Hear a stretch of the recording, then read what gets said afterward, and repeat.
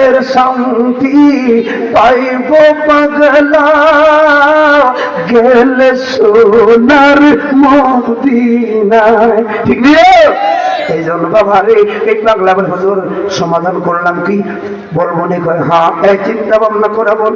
বাচ্চাগুলো বড় অভাব, 3-4 বাচ্চা আছে বড় অভাব। তো বুঝছি, বুঝছে শুনে আবার বল, বুঝছে শুনে বললাম ইয়া রাসূলুল্লাহ দ্বন্দ্বের মান লাগে না গো, বাচ্চারা থাকুক না। ও মায়ার নবী আমার লাস্টের সাওয়াল হয় কি, আচ্ছা যেই জান্নাতে আপনি থাকবেন ওই কাছে আর কে কে থাকবো? ভাই বেলালে হাফসি থাকবো, আবু বকর থাকবো। ও মায়ার নবী গো, রহমতুল্লিল আলামিনের মর্যাদা খাতিরে কত সম্মানিত ব্যক্তিবর্গ গোলাম আর দাসী রাম কয় হ্যাঁ ইয়া রাসূলুল্লাহ দুনিয়ার মোহনা আদাতে কারণে আমি নবী আজকে মরে গেলে সংসার মায়া করে কিনলাম।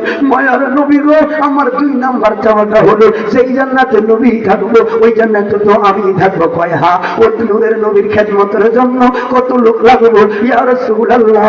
ওই জান্নাতের মধ্যে গো নূর নবী আপনার গোলাম বলে আমার যদি বুকে নেন, আমার যদি আপনার গোলাম বইলে আপনার দাসী বলে আপনার খেদমতের চাকরিটা দিতেন, আমার আর কিছু লাগতো না ইয়া রাসূলুল্লাহ।